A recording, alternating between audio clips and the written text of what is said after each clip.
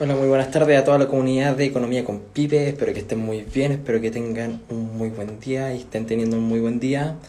Ahora vamos a tener un en vivo especial. Volvemos a las viejas rutinas y vamos a tener una conversación, perdón, con la profesora Carol Fernández, que es profesora académica de mi universidad, la Universidad de San Sebastián, y es parte del Centro de Políticas Públicas de la misma institución. Así que vamos a esperar a que se conecte. Vamos a ver si podemos enviarle una invitación ahora. Mientras tanto pueden ir dejando así como preguntas, dudas, consultas. Ahí la invitamos. Esperar a que acepte. En el, ahí abajo tienen en la parte de preguntas, así que ahí pueden ir consultando para al final. A ver si se responde.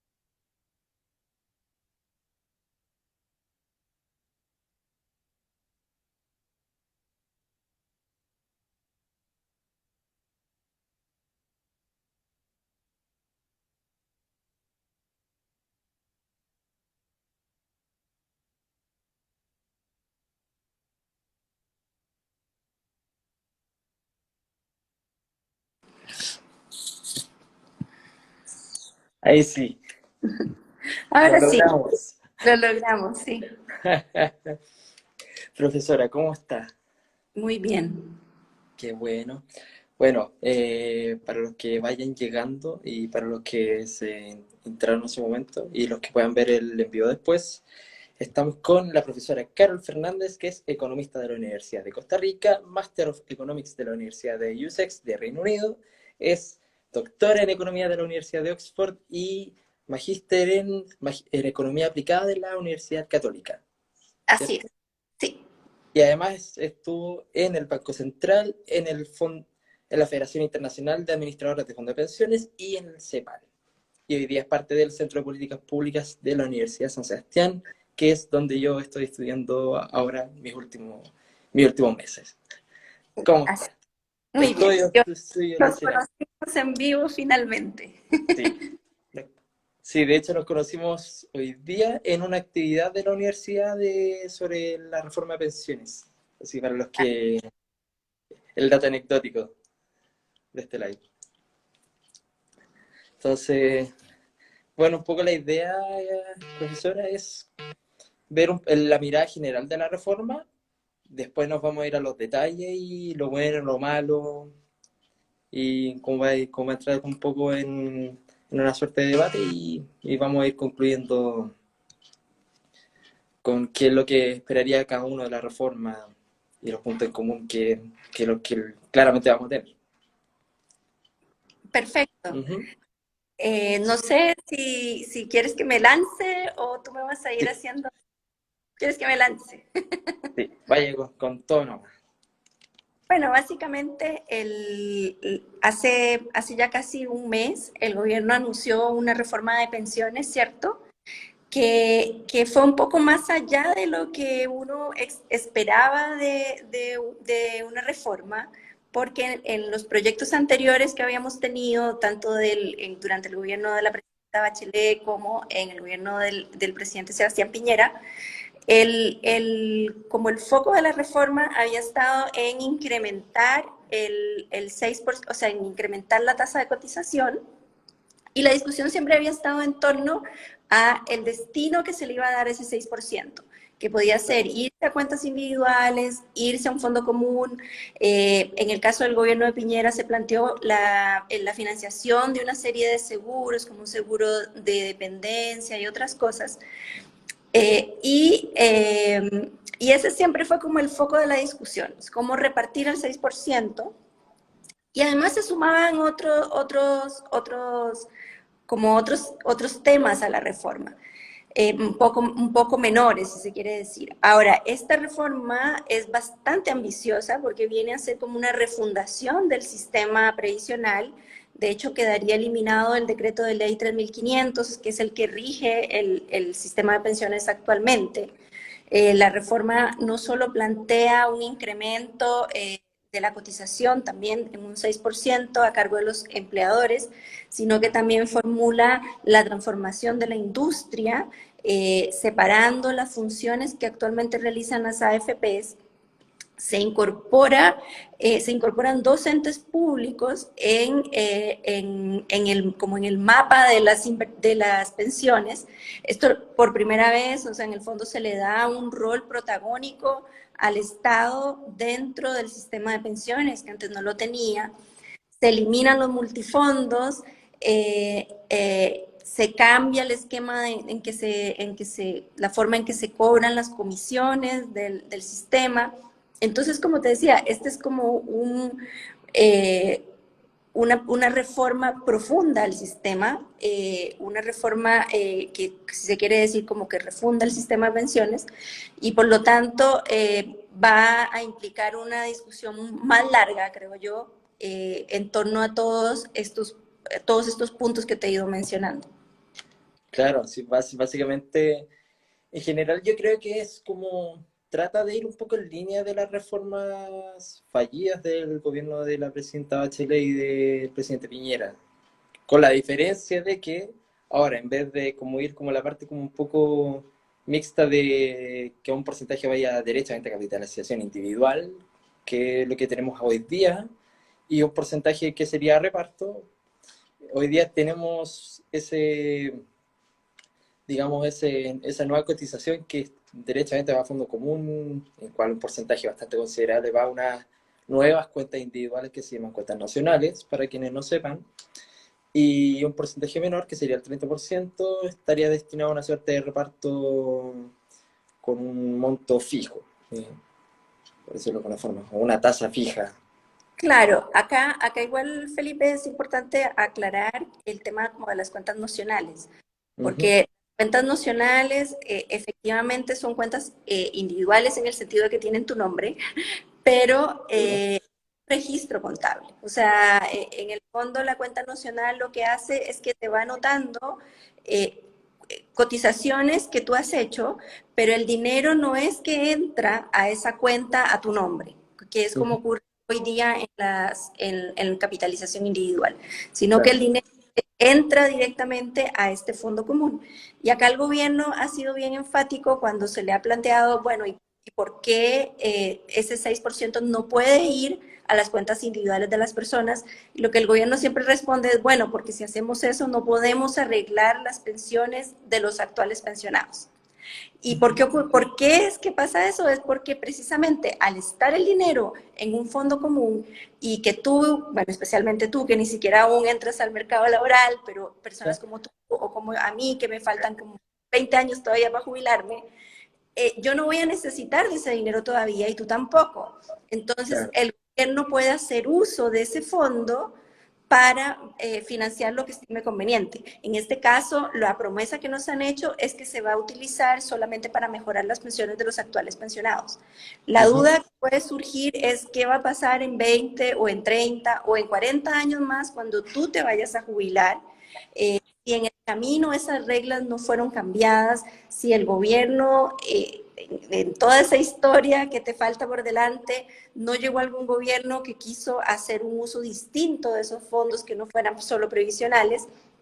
Y esos son los riesgos que tú y yo vamos a enfrentar como futuros pensionados. Entonces, ese es el riesgo que tienen las cuentas nacionales, es que cuando nosotros nos vayamos a pensionar, ese dinero que el fondo o la promesa que el fondo nos hizo no se pueda cumplir. Y en definitiva, el mismo proyecto de ley se guarda esa posibilidad al decir que el fondo será sustentable y que existirá la posibilidad de, ya sea actualizar el monto de los beneficios o bien cambiar la edad de jubilación o la tasa de cotización. O sea, como que el gobierno se guarda la posibilidad de que en un futuro el fondo no logre cumplir con las promesas que está haciendo hoy día y por lo tanto hacer cambios en los parámetros para poderle dar sostenibilidad al fondo. Claro, y ahí un poco quizás el por qué no sé, por qué no sería como bueno, entre comillas, así como por no dar un juicio de valor, y verlo desde el punto de vista más imparcial, ¿por qué si en el debate se dice que no es bueno poner todo este 6% que va a cuenta del empleador, que bueno, todos sabemos que a la larga va a cuenta de los trabajadores futuros, no los trabajadores actuales, que es lo que otros pueden llamar el salario de reserva, o sea, ahí me puede corregir. Eh, entonces, básicamente aumentas el costo de los trabajadores futuros con este aumento del 6% y además no tienes garantizado, porque al final la única forma de garantizar que van a mejorar van a tener mejor rentabilidad para las pensiones futuras, va a ser constantemente arreglando las métricas, los parámetros, digamos, del mismo sistema. Y eso tengo entendido que de acuerdo al proyecto de ley está encargado la Superintendencia de Pensiones junto con lo que sería el nuevo administrador de pensiones autónomos, el APA. Esa Así es, responsabilidad. y con aprobación del Congreso. Entonces, efectivamente, como tú dices, o sea, ese es como uno de los grandes riesgos que tiene este mecanismo, como esta forma de hacer solidaridad, que en definitiva le carga la mano solamente a los trabajadores formales, a los que no tienen posibilidad de eludir el pago de cotizaciones, ¿cierto? Claro. Estaríamos dejando, y piensa también, Felipe, que es una forma mala de hacer solidaridad, en el sentido de que va a estar topado hay un tope imponible, ¿cierto? Que además aumenta casi al doble. Va a estar como en torno, no sé, a 4 millones más o menos el tope imponible. Entonces, Claro. todas esas personas, imagínate una persona que gana 8 millones de pesos al mes, en verdad no está cotizando el 6%, sino que está cotizando solamente el 3% de su salario. Entonces va a ir un rango, el rango más alto de las personas con salarios más altos estarían cotizando por menos que su 6%, Y el grupo que estaría como realmente como sosteniendo esta solidaridad es el grupo de personas que ganan entre 1 millón y el tope imponible. Entonces, ese grupo generalmente son personas profesionales que con mucho esfuerzo han logrado lo que tienen. Entonces, me parece que es muy injusto cargarle la mano a ese grupo de personas cuando a través de impuestos generales se puede repartir la solidaridad de una manera, porque el sistema impositivo chileno es un sistema progresivo, donde las personas que ganan más pagan más. Además, recordemos que en general las clases más altas no viven de un salario, sino que sus mayores ingresos vienen por rentas de capital, por empresas, por otros El mecanismos patrimonio. por su patrimonio. Entonces, este mecanismo de solidaridad haría que ellos no participen. Esta sería una solidaridad nada más desde los trabajadores formales hacia los pensionados. Entonces, como te comentaba, a mí me parece que eso es injusto, que va a desmotivar la formalidad de las personas. Tú dices que no va a afectar en el fondo a los trabajos actuales, más bien a los futuros, pero sí hay varios mecanismos en que lo puede afectar. Uno es a través de despidos o una reducción de la demanda por trabajo. El otro mecanismo por el cual puede afectar a los actuales trabajadores es en que los empleadores dejen de subirle sus salarios, porque en Chile por ley no se pueden bajar los salarios. Pero lo que sí puede hacer un empleador es dejar de subirte tu salario. Entonces, en el fondo va a ir como cobrándote ese 6% a futuro, o sea, te van dejando de ir subiendo el salario. Y efectivamente a los nuevos empleados, a las nuevas contrataciones, ahí el empleador simplemente puede descontar el 6% de lo que te pensaba pagar originalmente. Entonces, sí va a tener un impacto sobre el mercado laboral y a mí, incluso más que eso, lo que me preocupa es que haya un incentivo a informalizarse. Entonces, en el que yo llegue a un trabajo y le digo, no sabe que págueme el mínimo y el 6% me lo da por aparte. Este tipo de transacciones entre el trabajador y el empleador que fomenten la informalidad, la ilusión y en definitiva esto lo que hace es que cada vez hay un grupo más grande de trabajadores que esté desprotegido. Claro, ahora el tema es que hoy día eso también ocurre, que es sobre el último que comenta, sobre que hoy día hay gente que cotiza por el mínimo o en situaciones en que no desean que le pague la cotización a cambio de tener salario líquido más alto, por tanto, más lagunas previsionales, perdón, y por tanto menos pensiones. Entonces, yo creo que más, no sé si el tema de aumentar tanto la informalidad, pero sí la mantiene. Como que no ataca la informalidad desde el punto de vista de los incentivos a trabajar con contrato. Yo creo que ese es uno de los problemas en general de la reforma. Sí, correcto. O sea, yo igual creo que se están generando incentivos en esa línea de aumentar la informalidad. Efectivamente, hoy ya hay personas que hacen eso. O sea, de hecho, sabemos que la ilusión en Chile es muy alta, especialmente cuando son empresas más pequeñas o incluso en las relaciones como entre dos personas, donde hay un jefe y un empleador. Eh, pero precisamente ese tipo de cosas son las que uno esperaría que la reforma estuviera atacando, que hubiera mecanismos de fiscalización más fuertes, que hubiese una mayor educación previsional. Esto fíjate que cambió un poquito después de los retiros. Después de los retiros, las personas tomaron conciencia de que los ahorros previsionales eran suyos. Y de la importancia de sus cotizaciones. Entonces, muchas personas empezaron a revisar sus cartolas, muchos empezaron por primera vez a entrar por internet a su cuenta de las AFPs, revisar si mes a mes su empleador le estaba cotizando o no. Eso empoderó de cierta forma, o sea, con todo lo malo que sabemos que tuvo los retiros, un efecto positivo fue ese, que empoderó a las personas en darse cuenta de cómo funciona el sistema y de que sus ahorros están ahí. Entonces, hizo que muchas personas le dieran más seguimiento y estuvieran más atentas del pago de las cotizaciones. Un dato súper anecdótico que me gustaría compartir. Bueno, yo trabajé también como jefe de estudios de la Subsecretaría de Previsión Social y durante el periodo de los retiros nos pasó algo muy interesante, que fue que los taxistas, la Asociación de Taxistas o el Sindicato de Taxistas, nos llamaba muy bien, del Biobío, nos pidió una reunión en la que ellos querían formalizarse. O sea, ellos querían pagar su cotización previsional, pero no tenían un mecanismo legal para hacerlo. Claro. Entonces, nos decían que, bueno, que el hecho de que ellos no estaban formalizados hacía que no tuvieran acceso a ninguno de los beneficios del Estado.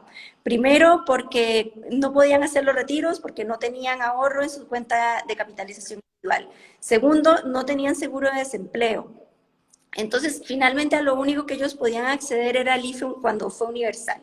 Pero este fue un ejemplo de que cuando las personas están en una dificultad, en un escenario como el de la pandemia, valoran el tener la protección social que entregan precisamente las cotizaciones. Entonces, creo que sería súper importante avanzar hacia mecanismos en que nosotros podamos incorporar a todo ese grupo de trabajadores que hoy día están desprotegidos, taxistas, kiosqueros, incluso los directores de empresas, que son personas generalmente de ingresos más altos, pero ellos no pagan porque sus remuneraciones no entran, o sea, no se catalogan como una remuneración.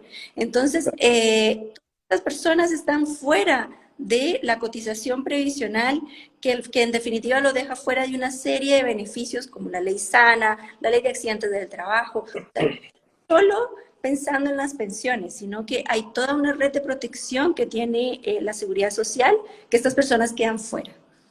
Claro, y esa es la parte más complicada y ahí tendríamos que ver reformas, por ejemplo, la misma reforma laboral para fomentar mayor formalización, tener otra proyecto así como para mejorar la productividad, mejor nuevos empleos, nuevos mercados, pero eso ya es como más, tendría que ir en una línea paralela más bien. Y por otro lado, ahí algo que comentaste sobre el tema de los independientes, es que recién en 2018 se promulgó una ley que obligaba a los independientes a cotizar.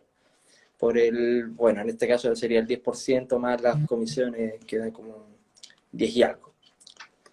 Y de hecho el mismo proyecto de reforma de ahora, que ahora podemos entrar con más en detalle del proyecto como tal, que mantiene el 10% de cotización obligatoria para los independientes y el 6% va como de carácter voluntario. El tema es cuál es el verdadero incentivo. O sea, independiente que ya es voluntario, por tanto yo como independiente puedo perfectamente no cotizar por el 6%. Pero ¿cuál es el incentivo real que tengo yo como trabajador independiente de cotizar ese 6% más allá de que voy a recibir los beneficios del Seguro Social? Sí, por eso, o sea, tú y yo sabemos que existe algo que se llama la impaciencia intertemporal, en el sentido de que las personas siempre van a preferir el consumo presente por sobre el consumo futuro. Entonces, por eso los sistemas previsionales son obligatorios, por eso se obliga a las personas a cotizar para su jubilación. Si lo hiciéramos voluntario, la evidencia muestra que nadie cotizaría. El mejor ejemplo fueron los retiros, apenas se abrió esa puerta, todo el mundo corrió a hacer los retiros, sin preocuparse de que podía, incluso personas que estaban con trabajo, o sea, no fue como que uno entiende cuando hubo personas que estaban en una necesidad extrema y que ese fue su única fuente de financiamiento, pero personas empleadas, trabajadores del Estado, todo el mundo corrió a sacar su retiro.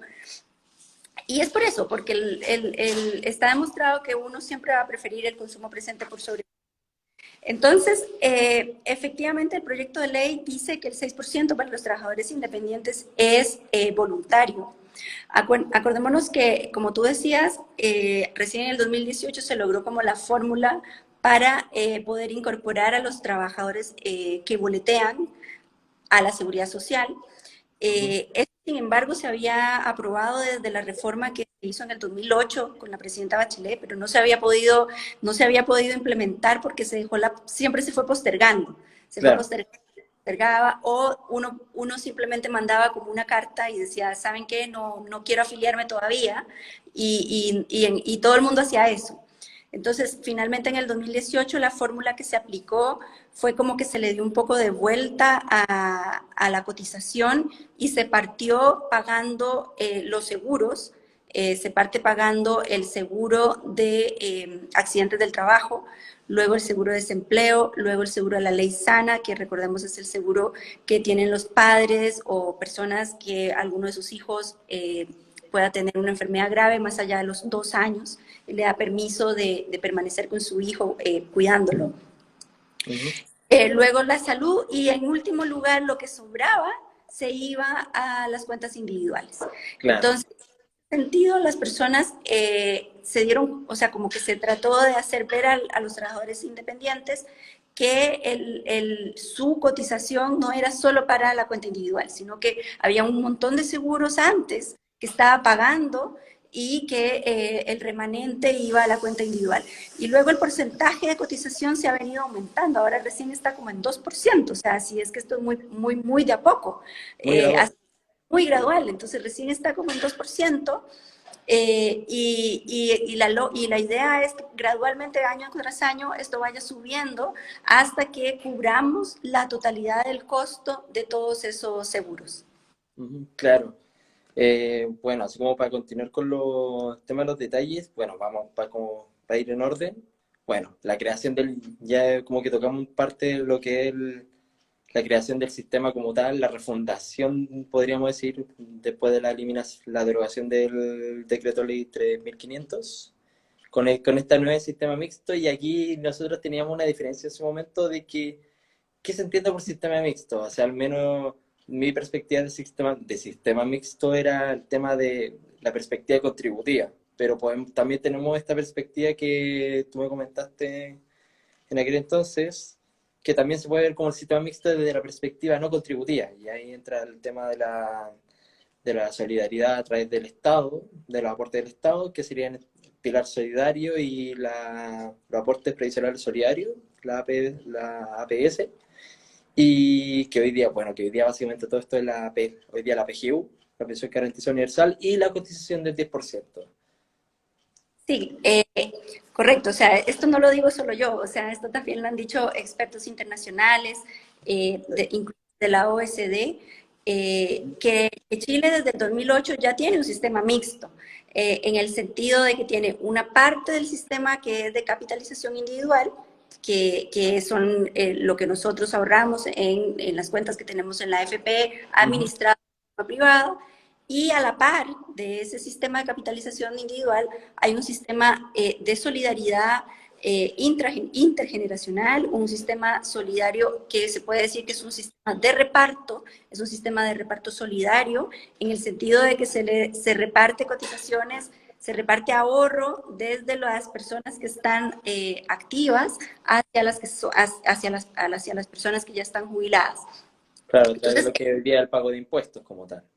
exactamente. Esta, en el fondo, por eso es como que yo dije, bueno, cuando salió el gobierno anunciando que iba a introducir un sistema mixto, era, pero bueno, si ya tenemos un sistema mixto. Ahora, la diferencia que hay es en el mecanismo, en cómo funciona este reparto. En Chile es un reparto no contributivo porque no pagamos una cotización para tener derecho a acceder a ese beneficio. Claro.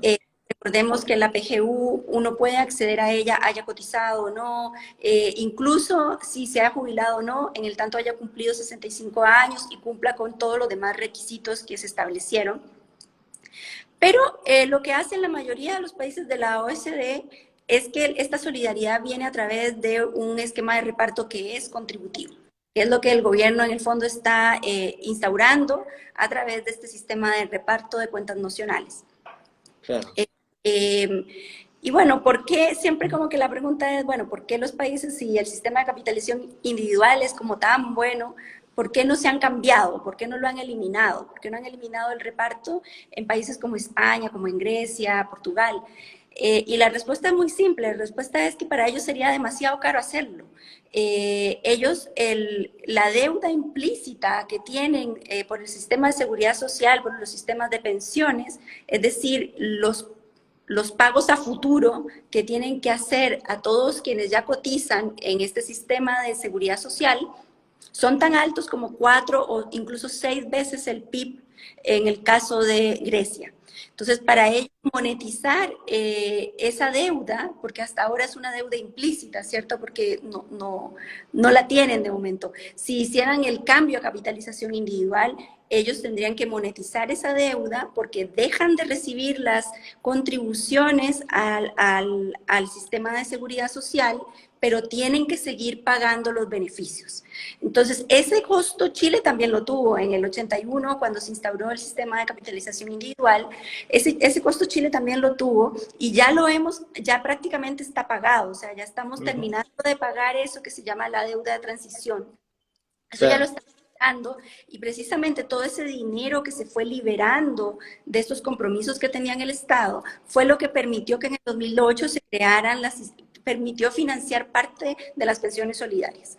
Entonces, en países europeos esto sería imposible por el costo y además porque los países europeos están acogidos a algo que se llama, hoy no me acuerdo, el Tratado de Maastricht, creo que es, en el cual su deuda no puede no puede estar por sobre un porcentaje. Entonces, Claro. si ellos transformaran la deuda implícita en deuda explícita de los sistemas de pensiones, estarían superando ese límite y no cumplirían con las regulaciones de la Unión Europea.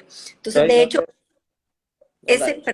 ese fue de hecho el problema que tuvieron los países de Europa del Este cuando introdujeron capitalización individual, como Hungría, Polonia, Bulgaria.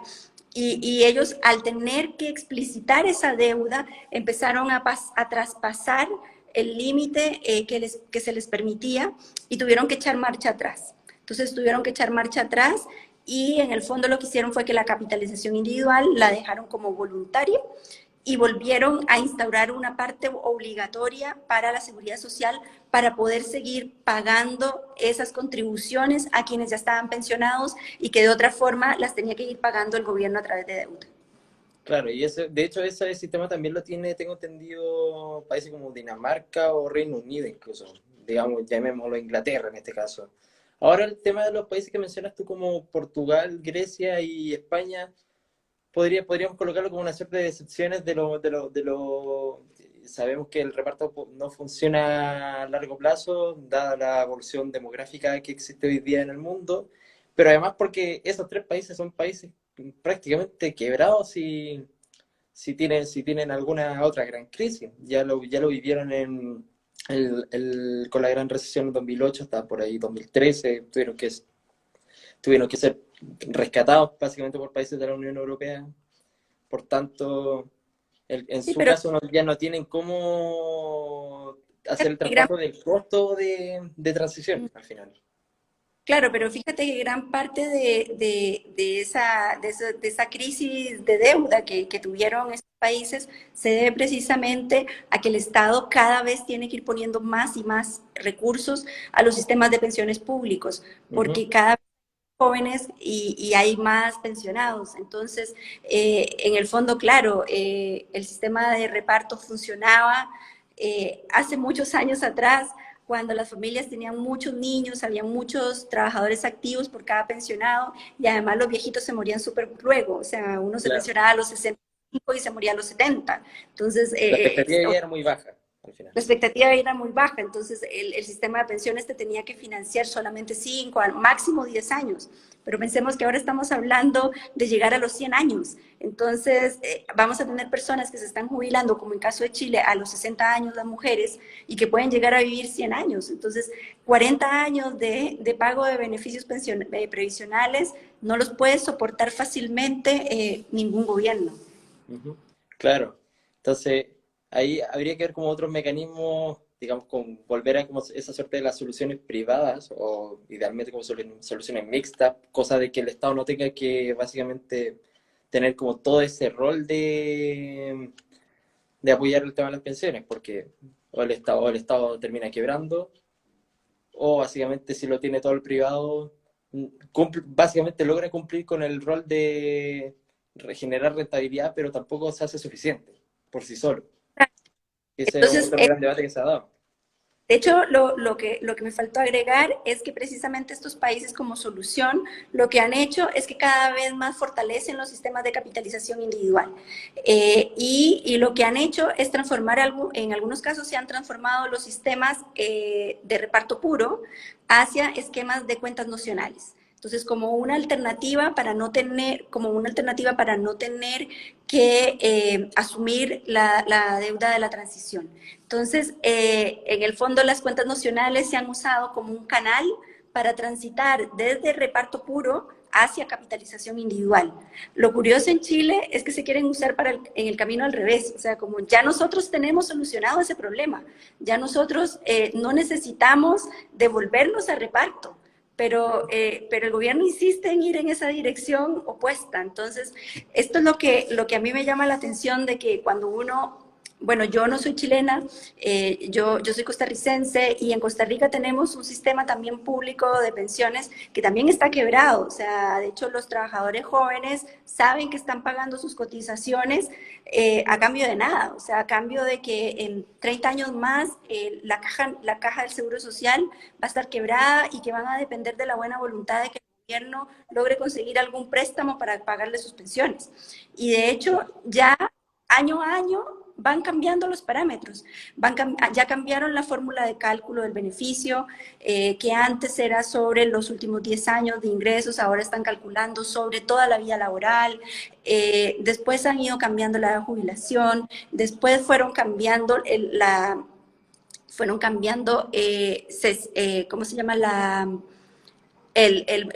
cotización, el monto de cotización. Y así, entonces, uno cuando mira como desde afuera a Chile, se da cuenta que el sistema en Chile no es tan malo. O sea, el sistema en Chile, de hecho, siempre sale rankeado en los primeros lugares en el mundo, en índices internacionales como el de Mercer. O sea, hasta antes de los retiros, Chile estaba en el lugar número 10, o sea, estaba en el top 10 de los países con mejores sistemas de pensiones.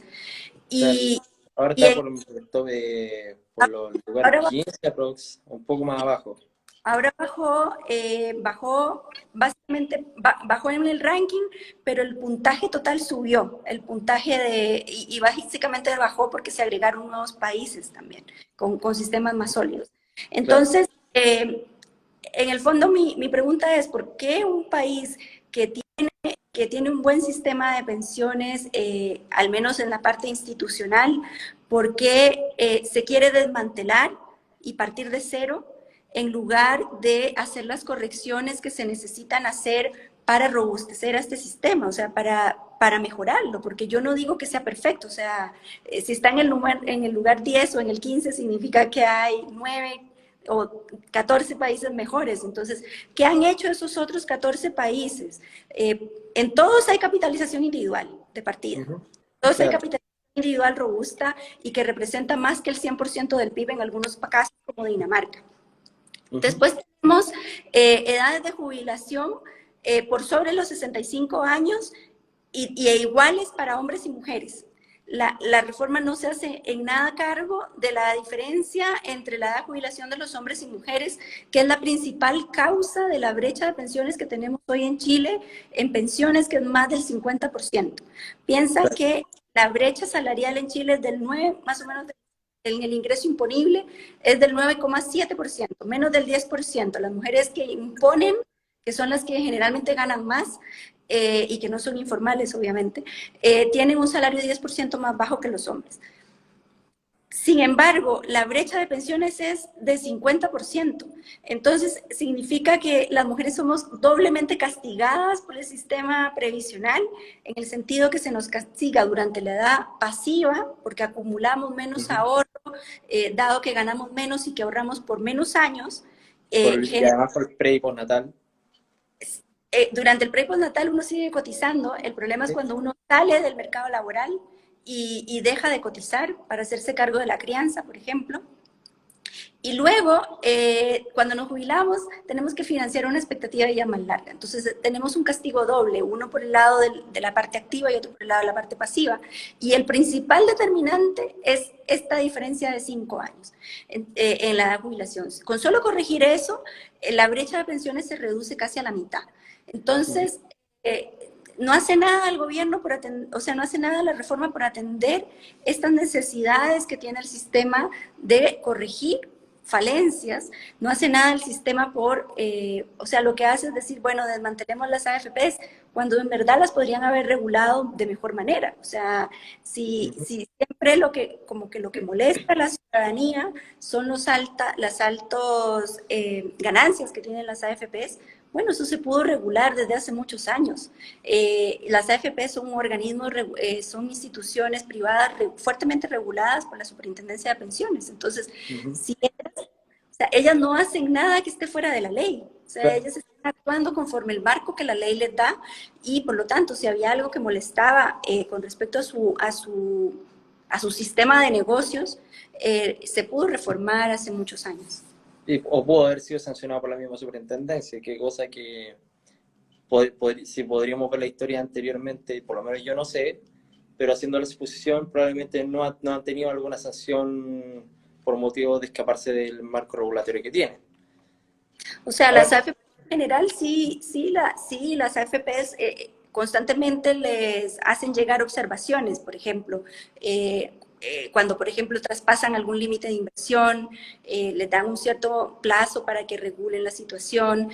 Eh, Todas las personas que trabajan dentro de una AFP son sujetos, no me acuerdo cómo se llama el nombre exacto legal, pero ellos tienen que informar todas las transacciones que hagan en el mercado financiero. a la Comisión de Mercado Financiero. Ellos están fuertemente regulados en el sentido de que no pueden utilizar información privilegiada para su beneficio propio. Estas regulaciones ya existen, pero lo que te decía es como si, por ejemplo, el tema de la comisión, el cambiar la comisión por flujo a saldo, que creo que es es uno de los puntos buenos de la reforma, porque va a permitir que las personas que tienen saldos más altos y que los que ganan más van a estar más atentos a cuál AFP cobra menos. Entonces, va a mejorar la sensibilidad precio de uno como consumidor. O sea, La como que hay, elasticidad. sí, ahí uno va a estar más sensible a quién me cobra más o quién me cobra menos. Entonces, creo que ese es un buen cambio que incluye la reforma, porque digámoslo, no todo es malo. O sea, la reforma obviamente tiene cosas muy importantes, muy necesarias, y creo que esta es una de ellas. Claro. Respecto a ese tema, yo al principio como que tenía la duda de cómo funcionaba el tema de las comisiones con cargo al saldo, o al stock, digámoslo, en comparación a lo que funciona hoy día, que es con respecto a los mismos salarios. Y ahora como un poco lo que me explicas ahora, como que me hace más sentir, y de alguna forma es bueno como de la perspectiva de yo como consumidor, quiero estar donde me cobren menos. El tema, y eso sea porque hoy día no ocurre el tema de que, claro, hoy día se han hecho esfuerzos por bajar las comisiones, de alguna forma forzadas, podríamos decirlo, porque el aumento de la competencia entre AFPs no ha implicado una mejora en las comisiones, bajo ningún motivo, y eso lo menciona un economista, Salvador Valdés, en un paper, de hecho, que básicamente más competencia no significa mejores comisiones. Y entonces por eso daban como otras soluciones como la Comisión Marcel de, ok, licitemos las carteras, licitemos un porcentaje de los stocks y eso permitiría mejorar las comisiones. Y Bueno, entonces, si supongamos que combinemos lo que está haciendo la reforma de ahora del gobierno con eso, con la licitación de los stocks, ¿cómo resultaría a tu juicio? sí, bueno, la licitación de cartera ya se hace, pero solamente para los nuevos entrantes al mercado laboral. Ujú. Es se hace una licitación de esta cartera en el que los que entran a trabajar están obligados a cotizar en la AFP que cobre la menor comisión. Sí. Recordemos que la última licitación, por ejemplo, la ganó AFP 1 y que Ujú. de hecho dio el surgimiento de una nueva AFP.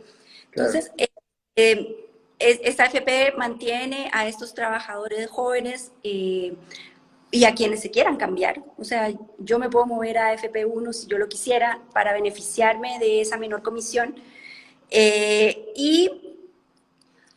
Y la persona se puede cambiar, se puede salir, solamente si es que hay una FP que le ofreciera una comisión más baja. Entonces, Claro. pero si efectivamente, o sea, desde que partió el sistema ahora, sí se ha observado una caída considerable en las comisiones de administración de casi la mitad Ujú. eh, de Sí. lo que, o sea, en estos como 30 años de sistema las comisiones han caído, pero lo que se ve es que las personas son muy insensibles a la baja en la comisión. No es como que uno esté atento, así como, uy, esta FP bajó la comisión, me voy a cambiar. En general eso no ocurre.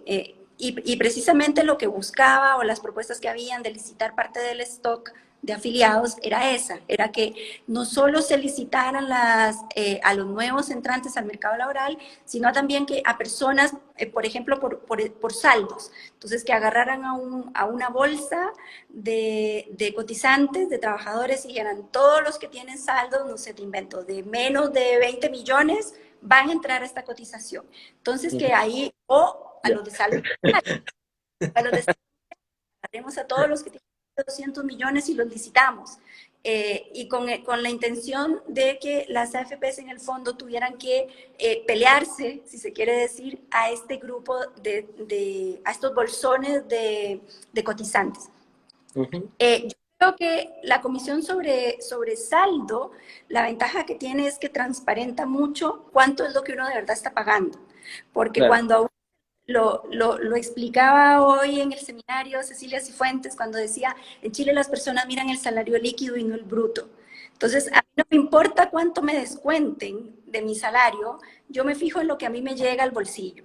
Ujú. Entonces, como a mí me descuentan directamente la comisión desde mi salario, no soy tan sensible a esa comisión, a ese pago que estoy haciendo.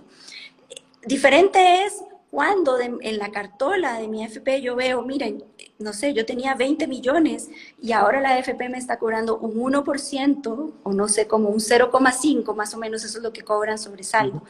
0,5 de esos 20 millones. Entonces ahí uno sí se da cuenta un poco más de que hay un impacto, porque Claro. yo veo que mi ahorro se achica. Ujú. Ahora, en este momento, el único incentivo que yo tengo a buscar una FP más barata es que si yo me cambio a una FP de menor comisión, mi salario líquido aumenta. Y de hecho esa es la publicidad que muchas veces hacen las AFP, así como cámbiate a no sé cuánto para que aumente tu salario líquido. Pero no es Claro. que porque yo me cambie a una FP más barata, mi pensión va a ser más alta o mi ahorro previsional va a ser más alto. En este No sistema necesariamente ocurre así. no ocurre, no ocurre porque esa menor comisión lo que yo hago es que me lo llevo como salario líquido. En Ujú. cambio, si hay una menor comisión por sobre el saldo, efectivamente yo puedo ver que mi saldo total va a ser más grande o más pequeño dependiendo de la comisión. La comisión va a afectar directamente mi ahorro. Entonces, Ya. en ese sentido, por eso también es muy importante por ese sentido también es muy importante eh, que uno esté atento a que le coticen por el total del salario. Y se me fue la idea, perdón, pero ya me va a No hay volver problema. un Ya. lapsus. Claro, pero básicamente estamos viendo que por el tema de uno cuando entra básicamente al mercado puede tener este beneficio de la licitación por stock por parte de la AFP y me llevan directamente a la AFP más barata y estamos viendo las ventajas de la ¿cómo se llama? De la comisión por saldo, de que Sí, básicamente como estamos viendo el tema de los incentivos. podría ocurrir ambas. Lo que se me olvidó decir, ahora ya me acordé, es Ujú. que es muy importante que este mecanismo no haga que trabajadores paguen dos veces, especialmente los que están más próximos a jubilarse, porque Claro. ellos ya durante 30 años han estado pagándole comisiones a sus salarios. Y si ahora vienen, ellos son los que tienen fondos más altos. O sea, las personas que están a 1 o 2 años son las personas que ya tienen muchos años de ahorrar y de capitalizar ese ahorro. Entonces, si a ellos les ponen una comisión sobre saldo de ese stock que tienen, de ese ahorro total, para ellos va a ser muy fuerte porque ya ellos pagaron. Entonces, tienen que diseñarse mecanismos para que ellos no terminen pagando 2 veces. Eso es súper importante. Ahora, las personas que recién están entrando al mercado laboral, ahí lo que ocurre, y bueno, y esta es una de las explicaciones de por qué en Chile se estableció la comisión por... Ay, Carol, ahí todo de nuevo, por favor, que se te cortó por un momento. Perdona, cuando uno entra al mercado laboral no tiene saldo. Entonces, Ujú. hay un periodo en que en el fondo la AFP tiene que administrarte tu ahorro casi gratis, ¿cierto? Porque el 0,5% de 10.000 pesos es muy bajo. Ujú. Entonces, por eso es que cuando inició el sistema tenía lógica que fuera sobre salarios, para poder financiar la operación de las AFPs. Sin embargo, ahora, como ya hay un stock grande de ahorro, se puede hacer este cambio. Claro, buenísimo. Vamos hacia como otro punto, el tema de la separación de industrias. A favor, en contra, ¿qué tiene bueno, qué tiene malo todo este proceso de separación? Bueno, ya vemos que la parte más o menos mala, que podemos estar más o menos de acuerdo, es el tema de que pasa de un oligopolio a un monopolio a escala estatal. Básicamente, solo cambia el administrador. Aquí. Sí, bueno, acá hay que explicar un poquito que son dos cosas distintas, ¿cierto? Porque Ujú. en este momento las AFPs a uno le cobran una comisión por una serie de servicios. Le cobran una comisión por administrar el ahorro, pero también, o sea, por gestionar las inversiones y que sabemos que en el largo plazo han rentado positivamente, pero también cobran por tener oficinas donde uno va y le pregunta a la señora, oiga señora, ¿sabe qué? No sé, me quiero cuidar, ¿qué es lo que tengo que hacer? ¿Cuáles son los pasos? Hay un servicio de atención al cliente que hoy día existe. Además, las AFPs llevan el registro de todas las cotizaciones que uno va haciendo, de las cuentas, y eso precisamente fue lo que permitió en el fondo que en 15 días se pudieran pagar los retiros cuando fue, o sea, eso estaba todo como ordenado, y obviamente todo eso tiene un costo que va incluido dentro de la comisión que uno paga por todos esos servicios. Claro. Entonces, lo que la ley plantea es, saben que aquí hay una economía de escala, es decir, que si entre más gente yo tengo, me sale más barato dar ese servicio.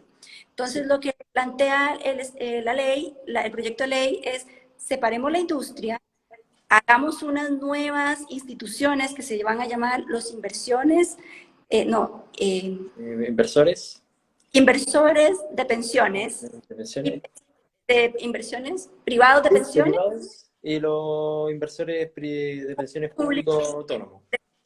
Eso es el IPP para los privados y el IPA para el público. Claro, Entonces, el IPA no es la cerveza por si acaso para los que están viendo. no, no.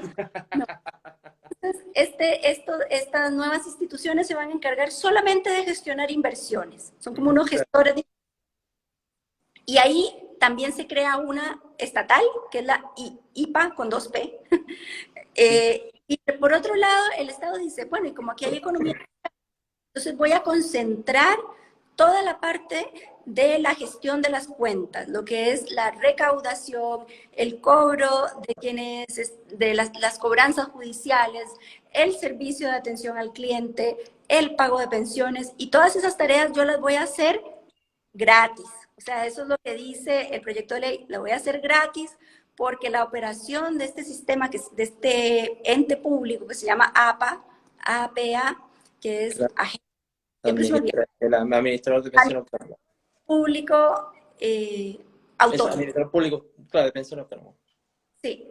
Entonces esta APA se va a encargar de toda esa gestión y dice que lo va a hacer gratis para los trabajadores porque se va a financiar con impuestos, o sea, va a entrar como dentro del presupuesto nacional.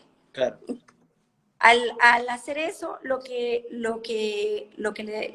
la lógica es que por la parte de las inversiones, estos agentes de inversión, estos gestores de inversión, van a tener que bajar la comisión obligadamente porque están dando menos servicios, ¿cierto? Esa es como un poco la lógica de hacer esto. Ahora, si es bueno o malo, bueno, lo primero que yo me preguntaría es qué estudio está respaldando que efectivamente en Chile existan economías de escala. Esa sería la primera pregunta. O sea, hay que hacer, esto no se puede decir como dicen los libros o Claro, hay... no se puede decir que, sí, que es derechamente así. No, Es la parte primera, del... habría que partir por analizar si efectivamente hay economías de escala. Ujú. Segundo, una parte importante de toda esa gestión hoy día ya está centralizada a través de una solución privada que es Previred.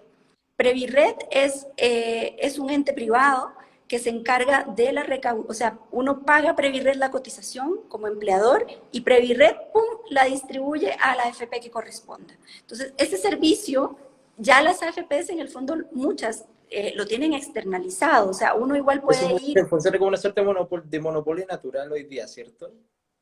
O sea, no es un monopolio, o sea, no es un monopolio natural, porque igual uno puede, hay otros organismos, hay uno de Servipack, que Ah, también ya, ok. tiene, Unired también hace este Ujú, tema de pagos como unificados. ujú, sí, Y mira que es divertido porque Previred se ganó la licitación para recaudar las cotizaciones de FONASA.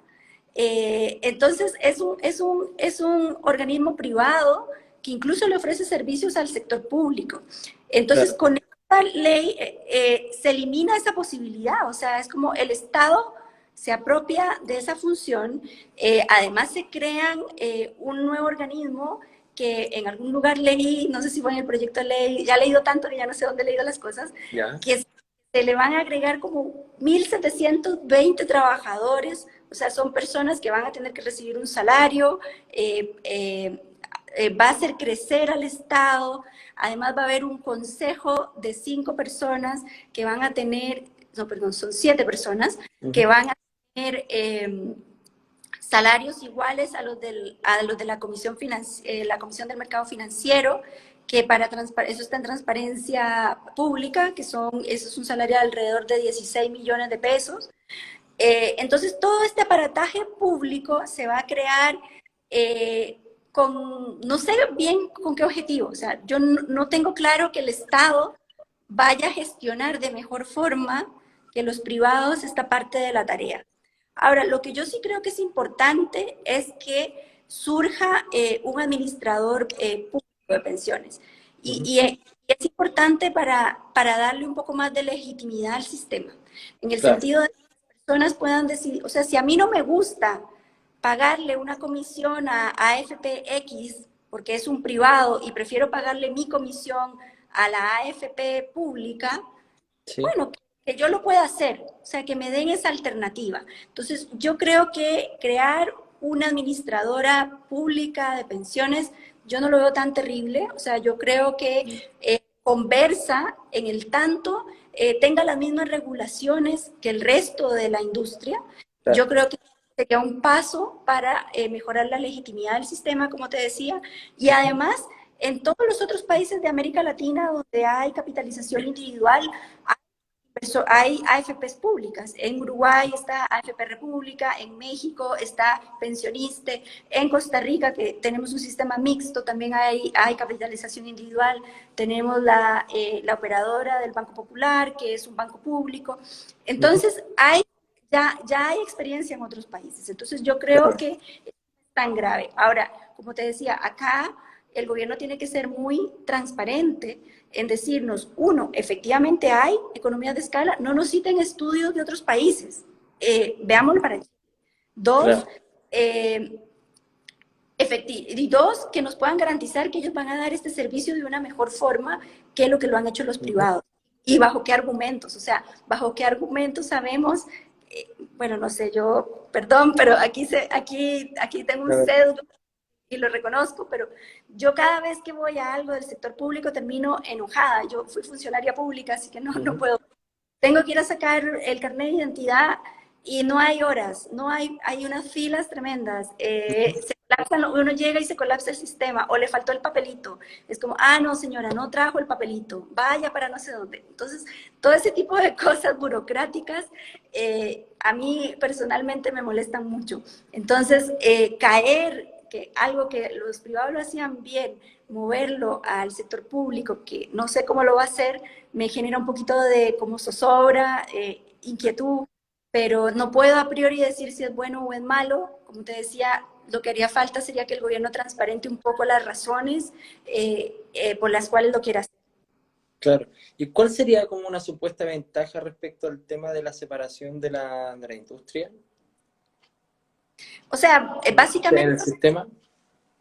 básicamente es lo que te decía, que si se monopoliza esto en un ente público, que lo va a hacer financiándose a través de impuestos del presupuesto nacional y no a través de una comisión, la única comisión que van a poder cobrar los gestores de inversión va a ser por invertir los ahorros de los trabajadores. Ah, Entonces, claro, desde esa perspectiva, debería de hacer bajar un poco la comisión. Y de hecho, claro.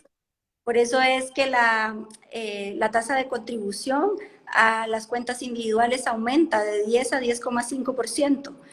Pero el gobierno lo que dice es que eso no va a afectar los salarios líquidos porque una parte, o sea, como que ese 0,5 va a venir como subsidiado por esta gestión que va a hacer este organismo público. Claro. Eh, sí, tiene bastante sentido ese tema. Claro, pero ahí la pregunta sería, ¿cuánto de la comisión que a mí me cobran las AFP en el fondo son para financiar toda esta gestión y cuánto para financiar la administración de la cartera? Entonces, como que lo que te decía, yo creo que falta más información, más datos. Claro, ahí falta más datos y falta como plantear cómo podría ser la estructura real en términos del nuevo sistema. Y, estar, y quizás empezar a plantear también, como yo creo que los centros de estudio ya lo han hecho, deben estar bastante más avanzados, el tema de proponer como posibles soluciones a estos vacíos que estamos viendo, el tema de ¿por qué en vez de monopolizar la parte de la recaudación, la atención, todo lo que hacía la FP hoy día, ¿por qué no lo licitamos? Por dar un ejemplo. Ahí podría ser como una alternativa.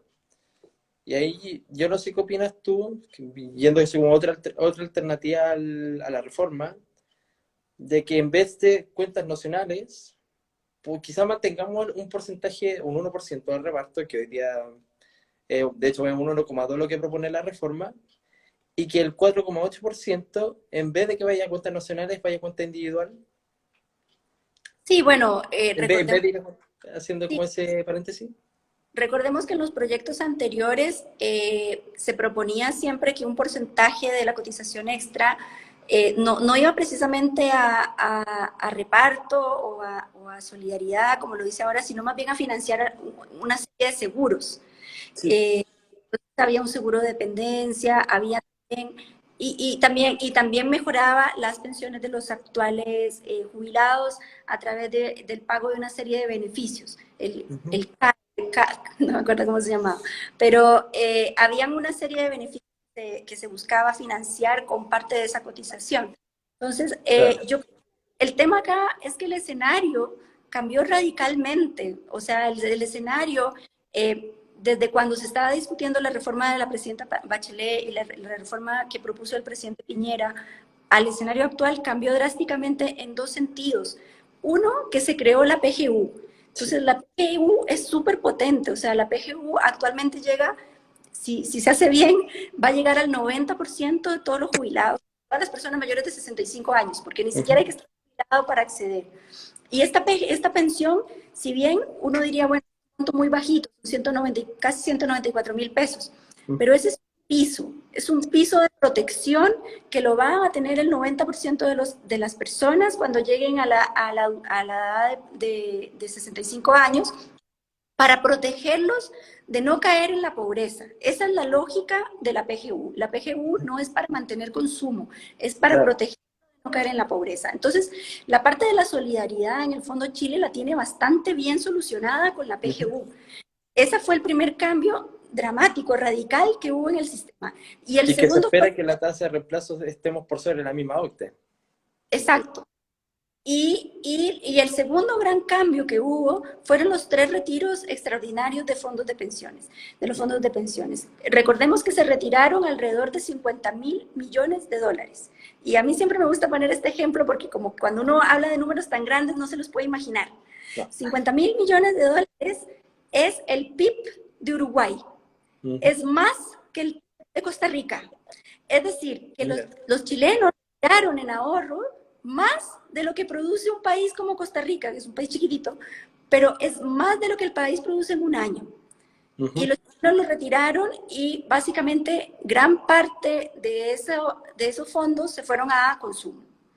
Entonces, sabemos que eso ha tenido una repercusión sobre la inflación, que la estamos pagando hoy todos, ¿cierto?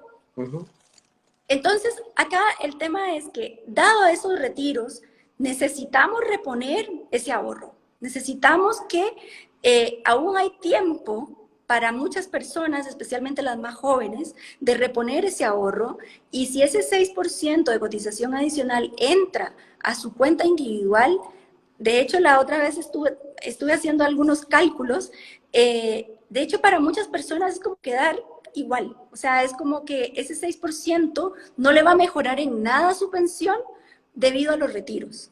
Simplemente lo único que hace es recomponer ahorro. Entonces yo creo que en ese sentido el escenario cambió brutalmente y esta reforma tiene que hacerse cargo de este nuevo escenario. Entonces, por eso es que yo creo que seguir hablando de usar parte de 6% para financiar solidaridad no tiene mucho sentido desde que tenemos la PGU, y sí tiene mucho sentido ocupar la totalidad del ahorro para cuentas individuales, dado que tenemos este vacío en las cuentas de ahorro individual de muchísimas personas.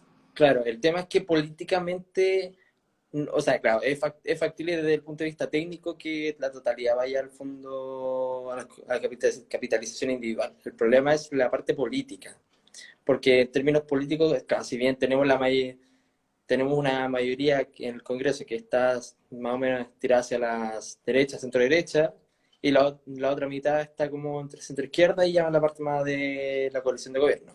Entonces, claro, hoy día el gobierno está en minoría, pero tampoco hay una garantía de que se pueda aprobar una, digamos, una totalidad de los fondos, de este 6% a cuentas individuales. Y por eso comenta la idea de que, ¿por qué mejor quizás hacer ese cambio de cuentas nacionales, vayamos derechamente a las cuentas individuales? Es un porcentaje mayor, y el porcentaje mínimo, que sería el 1%, supongamos, que vaya hasta una suerte de seguro. Claro, considerando incluso que la misma PGU está haciendo este gran piso en Yo creo de solidaridad. Y el mismo Joseph Ramos dice que básicamente hoy día no hay nada que redistribuir en esos términos de solidaridad, ya que tenemos la PGU. Sí, correcto. O sea, yo creo que, bueno, acá es cuando empiezan las negociaciones políticas. O sea, acá ya empezó la discusión en la Cámara de Trabajo o sea, en la Comisión de Trabajo de la Cámara de Diputados. Entonces, bueno, acá es donde empieza el estire y afloje, ¿cierto? Entonces, quitemos esto, pero a cambio de esto. Entonces, acá ya entra un poco la política a funcionar en el sentido de cómo repartir esos 6 puntos porcentuales de cotización adicional. Claro. Y durante el gobierno del presidente Piñera, cuando el proyecto ingresó, todo el 6% iba a capitalización individual, pero administrado por un ente público. Claro, el Consejo de Administración de Seguros Sociales. Exactamente. Y después, durante las negociaciones, se llegó a que iba a ser solo un 4% el que iba a ir a este ente público como cuenta individual, y un 2% iba a reparto o a financiar seguros. Ya, Eh, tenía entendido que era 3%. Y y 3 y 3. después, Y después, Ah, claro, después avanzó al 3-3. O sea, ya. como que la negociación llegó hasta el 3-3. Ujú. Y ahí se quedó un poco estancada. Después cambió todo, vino el tema del 18 de octubre. ¿18 de octubre eh, el estallido? y cambiaron mucho las prioridades del gobierno. Entonces, ahí como que se estancó un poco la discusión de la reforma de pensiones. Ujú. Y bueno, afortunadamente, lo que sí se logró fue la aprobación de la pensión garantizada universal, ya así como en los últimos días casi de gobierno. Esto se aprobó en diciembre del año 2021 y entró en funcionamiento ahora en febrero del 2022. Claro.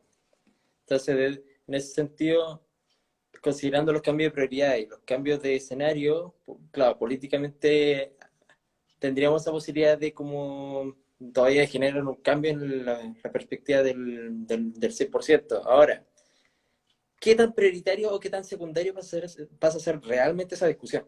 Porque por lo importante que nos debería preocupar, así como en la discusión de la reforma de pensiones, es, ya, tenemos como el eslogan, digamos, de queremos mejores pensiones, pero ¿cuál es nuestro primer objetivo? O el objetivo fundamental de todo esto, que debería ser que más gente cotice, que las pensiones sean más altas, que la tasa, bueno, y esto se traduce en tasa de reemplazo más alta. ¿Qué es lo que se quiere? Entonces, por eso la pregunta es qué tan prioritario y qué tan secundario sería la discusión del 6%. Sí, mira, eso que planteas es súper importante, porque siempre cuando uno propone una reforma, ¿cierto? Tener claro cuál es su objetivo. Entonces, ¿cuál Ujú, es mi objetivo? Es lograr mejores pensiones. Ya, pero ujú, ¿qué tan mejores? O sea, claro. ¿a qué tasa de reemplazo queremos apuntar?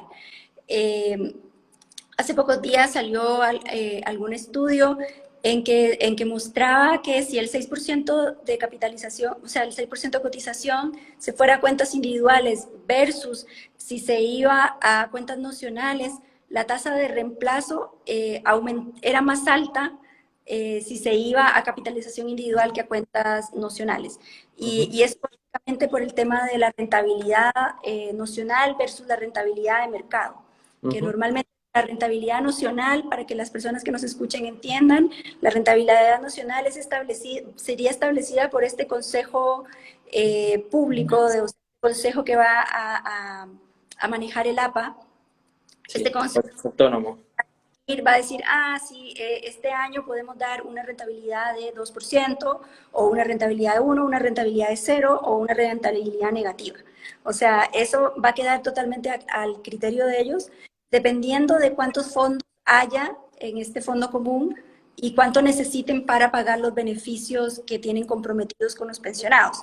Ujú, Porque la diferencia, si por ejemplo la rentabilidad de mercado es 4% y ellos le pagan a uno solo 2%, ese 2% lo puede utilizar el fondo para pagar los beneficios a los actuales pensionados. Y ahí básicamente es donde puede surgir esta diferencia en tasa de reemplazo entre uno y otro esquema. claro. Bien, No sé, ay, el punto, ay sí, perdón, como que se me corta de repente. El punto acá es ese, que el gobierno aún no define claramente cuáles son los objetivos que persigue con la reforma, cuál es la tasa de reemplazo que queremos apuntar, cuál es la tasa de cobertura que queremos tener del sistema de pensiones. Recordemos que hoy día Chile tiene casi un 30% de informalidad laboral. O sea, hay un tercio de los trabajadores en Chile no está cotizando. Entonces, eso es muy grave. O sea, esas personas, en el mejor de los casos, van a poder acceder a la pensión garantizada universal y nada más. Entonces, ujú, necesitamos eh, llevar a estas personas a la formalidad y como te decía, o sea, sería súper importante que la reforma tuviera objetivos claros en cuanto a cobertura, nivel de beneficios y sostenibilidad. claro. Entonces, claro, ahora yo tengo como cierta como duda o cierto como choque con el tema de que, claro, es verdad de que si ponemos la plata en cuentas individuales, podríamos tener mayor rentabilidad que en cuentas nacionales. El problema, y que lo planteó el profesor Joseph Ramos en su columna de La Tercera, que el problema que vamos a tener es que ya no vamos a tener las mismas rentabilidades que años anteriores, que básicamente los primeros 20 años desde del fin de la Guerra Fría, en otras palabras, tuvimos una rentabilidad monstruosa y eso a pesar de todos los problemas económicos que tuvimos a nivel mundial, digamos. La burbuja.com, que fue la primera gran burbuja financiera después de los 90 y después la gran recesión que tuvimos en 2008, después de la crisis subprime de 2017, iba a decir, 2007, perdón. Entonces, a pesar de todo eso, logramos tener rentabilidades bastante altas como para así como concluir en buenas pensiones. El problema es que no vamos a tener no vamos a ver nunca más una grandes rentabilidades como las anteriores. Y ahí se ve que es bueno la idea de seguir subiendo la cotización para mantener los mismos montos de hoy día para los pensionados futuros. Así es, eso es súper importante lo que tú mencionas, porque de hecho ya estábamos viendo que las rentabilidades que estábamos teniendo iban a la baja desde que se creó el sistema ahora. Entonces, por eso como que los primeros en pensionarse en Chile, ellos tuvieron pensiones bastante más buenas que las que ha podido otorgar el sistema en los últimos años, precisamente por eso, porque tenían una rentabilidad más alta y además porque la expectativa de vida era más baja. Uh-huh. Solo estos dos factores son determinantes importantísimos de la caída en el monto de las pensiones. Ahora, lo que sí, lo que tú mencionas es cierto, o sea, el problema del esquema actual es que uno está sujeto a los vaivenes del mercado, ¿cierto? Entonces, hoy día sube, mañana baja, y lamentablemente como que la gente siempre se queda mirando solo el corto plazo, cuando lo importante de las inversiones, de los fondos de pensiones es mirar el largo plazo, porque yo voy a trabajar y mi ahorro yo no lo voy a necesitar hasta en 30 o 40 años más. Entonces yo debería enfocarme siempre en la rentabilidad larga que ha tenido la AFP, por ejemplo, a la que me estoy incorporando, y así poder elegir aquella que tenga la mejor combinación rentabilidad y comisión, ¿cierto? Entonces, yo debería de buscar una FP que me entregue una rentabilidad alta con una comisión baja. Ese sería como el mundo ideal como consumidor. Uh-huh. Y, y yo creo que para esto, para poder mantener la rentabilidad alta o que no caigan tantos, es importante también que los límites de inversión de los fondos de pensiones se vayan actualizando. Entonces, en el año 2012, no, 2018 creo, a través de la ley de productividad se permitió que los fondos de pensiones invirtieran en activos alternativos, que es un tipo de inversión que antes no podían hacer y que ahora lo pueden hacer, pero todavía en un porcentaje muy bajo. Y que pueden hacer inversiones, por ejemplo, bajo criterios, por ejemplo, de cambio climático también, que eso fue más actual también. Más actual, eso es como que tienen que incorporar los criterios de ESG, de cambio climático, de criterios de sostenibilidad en la evaluación de los riesgos de su cartera de inversiones. Claro. Todo eso es súper importante que se siga como modernizando. Entonces, yo creo que en este sentido, por ejemplo, otra de las cosas que creo que es buena del proyecto de ley es que se eliminan los multifondos y se mueve hacia fondos generacionales, que recordemos lo que hace es que la persona entra al fondo que le corresponde de acuerdo a su generación y tiene que permanecer en ese fondo toda su trayectoria de vida laboral hasta pensionarse. Eso permitiría una estabilidad en la rentabilidad a largo plazo, ¿cierto? Eso permitiría que las AFPs puedan hacer inversiones de más largo plazo porque no tienen que estar liquidando posiciones. Entonces, por ejemplo, invertir, no sé, en una autopista, por decirte algo, que al principio la autopista tiene costos muy altos, pero que a 20 o 30 años empieza a generar utilidades muy altas. Entonces, ahí uno tiene una etapa en que en el fondo asume los costos, pero después ve los frutos. Lo que pasa ahora es que, por ejemplo, si yo estoy en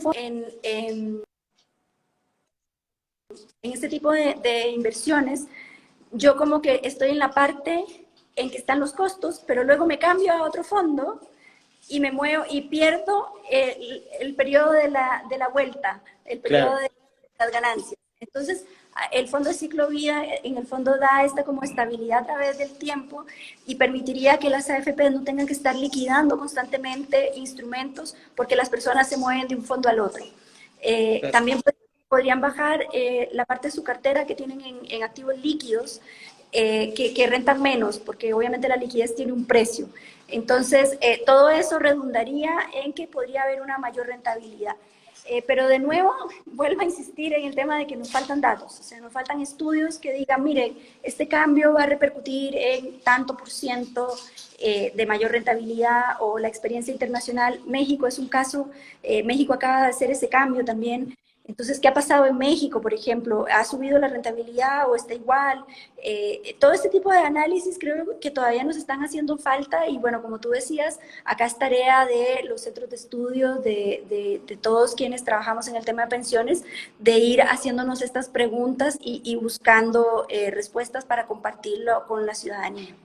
Claro, de hecho aquí dan un dato, mi querido estimado futuro en pensiones, que la reforma estima que los cambios de fondo reducen las pensiones en un 7%, Sí, básicamente. esta estimación ya anteriormente también la había hecho la Superintendencia de Pensiones, de que Ujú. para el hecho de que una persona nunca se cambiara de fondo durante toda su vida, solamente fuera moviéndose según el fondo que le corresponde por su edad, versus Claro, una persona que hacía estos cambios tratando de ganarle al mercado, ¿cierto? Que estaba y acá, bueno, acá, perdona, pero lo curioso es que la gente cuando se cambia es porque el fondo cae, ¿cierto? claro. El fondo tiene rentabilidad negativa y yo me asusto. Mira, a corto Entonces, plazo. y miro el corto plazo, entonces me cambio y al cambiarme yo liquido los activos y hago la pérdida. Entonces materializo esa pérdida y voy y compro cuotas de otro fondo porque lo veo que está rentando alto, entonces lo compro caro. Claro. Entonces siendo que de verdad, si uno quisiera como ganarle al mercado, lo debería hacer al revés, debería de vender cuando yo estoy ganando para comprar cuotas del fondo que está barato. Pero Ahí la le tenemos que gente dar las se gracias a Felices y Forrado y que hoy día son parte de los Bad Boys del Partido de la Gente, básicamente, que llamaban a hacer estos constantes cambios para ganar, que sí, bueno, supuestamente ganarle al mercado. Al final salió todo mal. claro, pero bueno, yo ahí yo no culpo a Felices y Forrados porque en el fondo ellos actuaban bajo un escenario en que no había regulación. O sea, Claro. acá lo que había era un vacío regulatorio a este tipo de recomendaciones. Eso ya se corrigió, se aprobó una ley que regula Ujú. a todo aquel que quiera hacer recomendaciones masivas tiene que estar regulado por la Superintendencia de Pensiones y la Comisión del Mercado Financiero. Entonces, yo hoy acá no puedo llegar y decirles a todos, miren, cámbiense para allá, porque yo creo, no. O sea, Claro. hay que ser muy responsable para poder hacer ese tipo de recomendaciones. Pero sí, efectivamente, el moverse de un fondo a otro al final terminaba causando lo contrario y era que las personas en el largo plazo tenían una rentabilidad más baja de la que hubieran tenido si no se hubieran movido nunca. Claro. Sí, perdón, me desapareció un momento porque me apareció una alerta al teléfono de batería. Entonces, como que entonces, ya, pero Estoy lo con la... último que dijiste fue básicamente el tema de que al final, entre moverse fondo y fondo, uno termina perdiendo a la larga. Así Con es. menor rentabilidad. Felipe, está súper interesante la conversación, pero me quedan 5 minutos Sí, para tener que... sí. Voy a ir con una última pregunta. Así como, ya, entonces tú rescatarías básicamente el tema de parte de la separación de la industria, el tema de los fondos generacionales y ¿qué otros puntos rescatarías tú de la reforma? Así como para ¿A ir qué te cerrando. refieres con que rescataría? ¿Como algo positivo? Sí. Bueno, más que la separación de la industria, lo que yo te decía es que en ese punto lo que hace falta es más información. O sea, yo Ujú. creo que falta más información, que el gobierno nos transparente por qué quiere hacer este cambio, cuáles serían los beneficios que habría y por qué lo tiene que hacer un ente público y por qué no lo pueden hacer los privados. Claro. Esa es como mi conclusión, digamos. Yo no puedo concluir con que esto sea bueno o malo, sino que falta información. Lo que sí rescato de la reforma, bueno, número uno es que sube la cotización en 6 puntos porcentuales, en verdad en 6,5 puntos porcentuales, porque acuérdate que 0,5 van a cuentas individuales. Sí. Esto es súper importante, o sea, de hecho yo creo que 6,5 se está quedando muy por debajo de lo que necesitamos efectivamente, y bueno, como ya sabemos que es muy difícil hacer reformas y hacer cambios,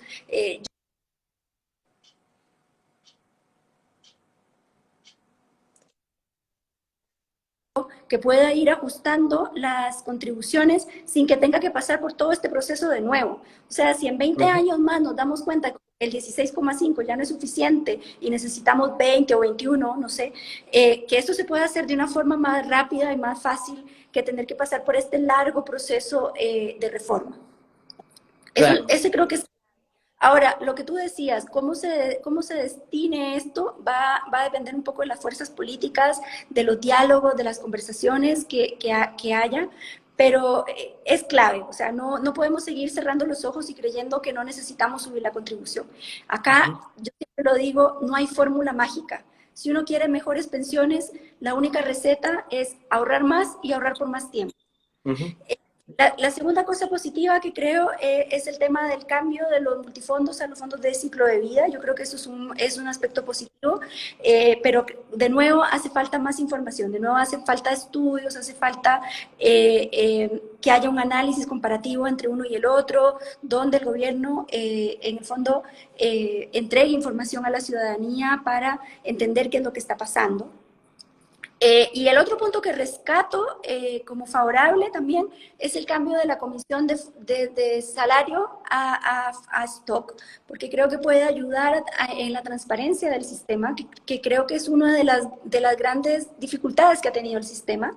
Y también rescato la creación de un inversor público. Yo creo que es bueno que el Estado también, como siempre dicen por ahí, otra cosa es con guitarra, o sea, yo creo que también es importante que el Estado se haga responsable del tema de la seguridad social, porque hasta ahora siempre como que el chivo expiatorio han sido las AFP, porque eran los que tenían toda la responsabilidad de la administración y el pago de pensiones, al menos de la parte de la capitalización individual, y ahora si el Estado también entra en esta dinámica, creo que va a ser importante para los ciudadanos poder decidir quién le va a administrar sus fondos. Yo creo que eso no le hace daño al sistema, en el tanto se compita, como te decía, en igualdad de condiciones.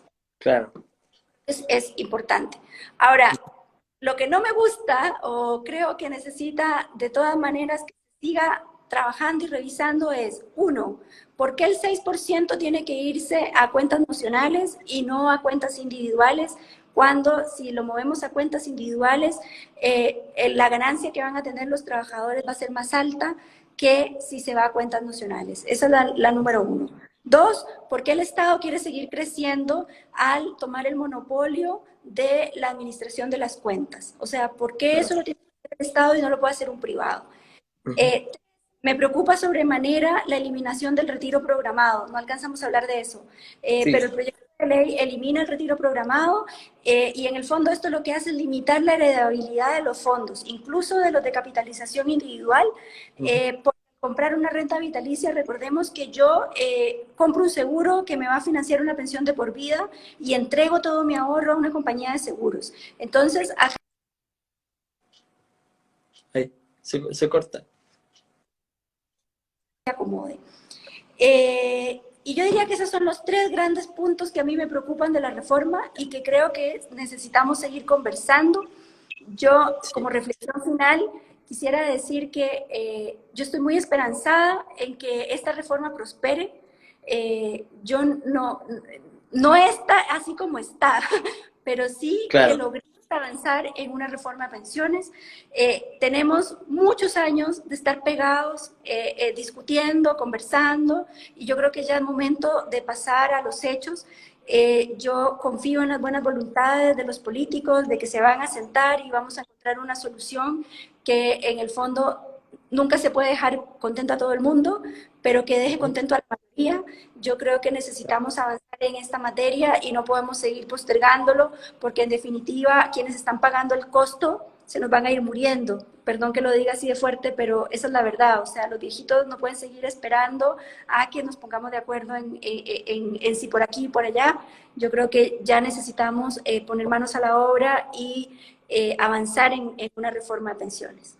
Súper. Ahí yo creo que vamos a tener que comprometer otro envío para conversar con esos otros detalles que no alcanzamos a hablar, porque, claro, enfocamos harto en lo principal, pero que estuvo muy bueno en ese Sí, sentido. muchísimas No, gracias, Felipe. muchísimas gracias a ti, Carol. Muchas gracias además por esta iniciativa. Bueno, yo me siento súper orgullosa de saber que eres estudiante de la Universidad San Sebastián. Aprovecho de hacer el marketing. Acabamos de ser acreditados por 6 años la carrera de Ingeniería Comercial. Eso es una excelente noticia. La universidad además está haciendo grandes esfuerzos por mejorar la calidad académica de la universidad, y dentro de esos esfuerzos está la creación de este Centro de Políticas Públicas en el cual yo estoy trabajando con un grupo muy interesante de colegas. Así que bueno, siempre abiertos a este tipo de iniciativas que nacen desde los propios estudiantes. Perfecto. Muchísimas gracias por ese punto, Carol. Y estaremos hablando para una próxima de todas maneras, como para ir Muy bien. a aterrizar los otros puntos que faltaron. Sí, de Y todas maneras. Recordemos que son 400 páginas, así que sí, el tiempo quedaron muchos detalles. Perdón, así que ahora es. mi batería la que está fallando. Bueno, quedamos conectados, Felipe, y cuando quieras, feliz volvemos a conversar. Muchísimas gracias, Carol. Que estén muy bien. Y muchas gracias a todos los que nos Chao. escucharon